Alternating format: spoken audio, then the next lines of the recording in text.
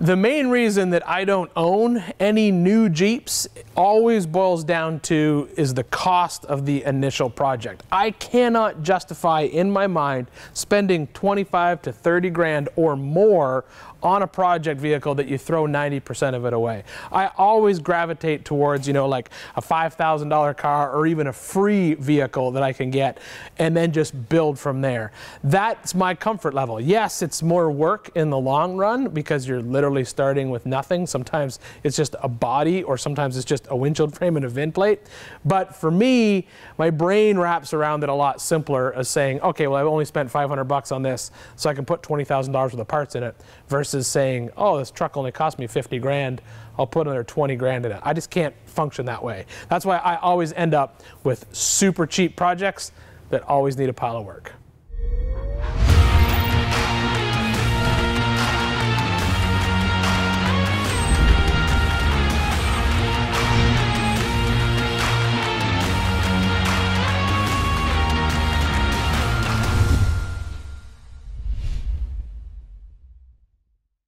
The goal this week is super simple. I want a complete finished rolling chassis. I mean, I've got the axles, I've got tires and wheels.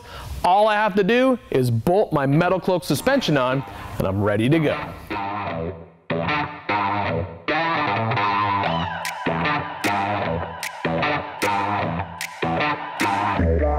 The suspension, it's nothing fancy. It's just a MetalCloak 3.5-inch game changer kit.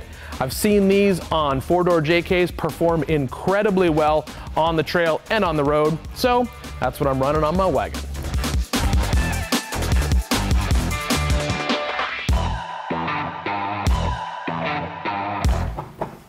For bump stops on this rig, I'm using these. They kind of look like air bump or like a bump can, except they use these little poly bushings inside. I like them because they're not that expensive. You don't have to charge them with nitrogen.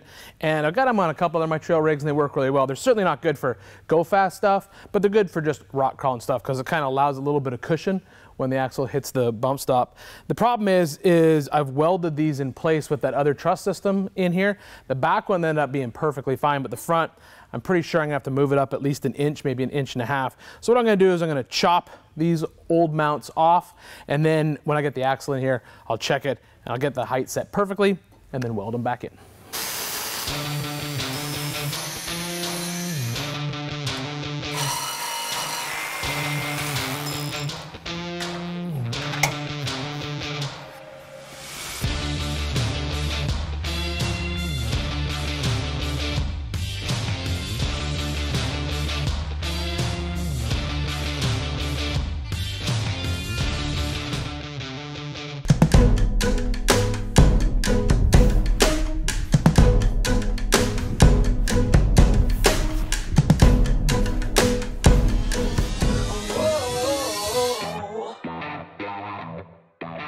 Brake package for this rig is pretty standard for 1-ton swaps.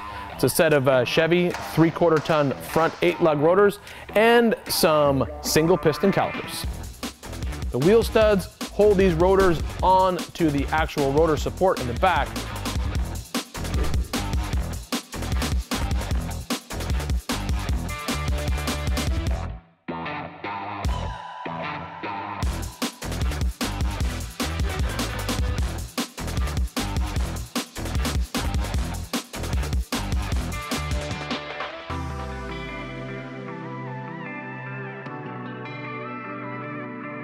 Up front, I'm gonna have to slide in my custom RCV axle shafts before I install the brakes.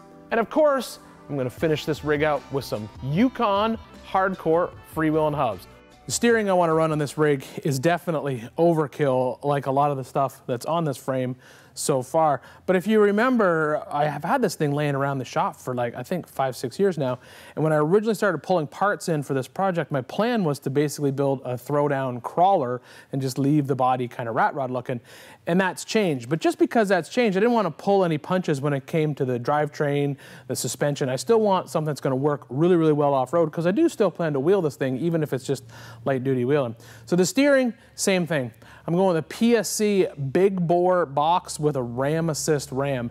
Now the Big Bore box on its own would easily be able to handle the 37-inch tall tires that I'm running on this rig, but if I ever wanted to step up to a larger wheel and tire combo at some point in time, like maybe a 40 or a 42, the ram assist will definitely come into play there. It's really simple because I'm using this JK frame. It's literally a bolt-on. Box bolts onto the frame, and then I already have the tabs on the axle for the ram assist kit, and then all I got to do is build a drag link and a tie rod. Well, this rolling chassis is done.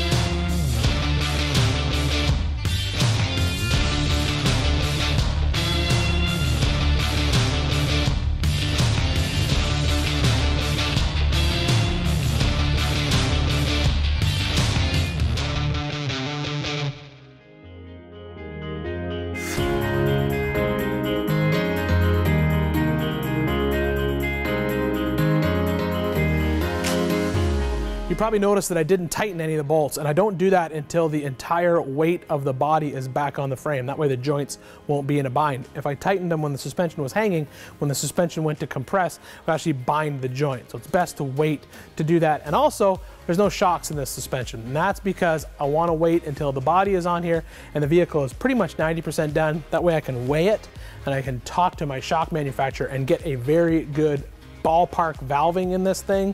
If I just stuffed a set of JK shocks in here, they're not going to work because the weights are going to be all off. But I am super excited to see this thing off the lift, on its tires and wheels. It can roll around the shop now. This is a good day. We'll see you next time in the Big Tire Garage.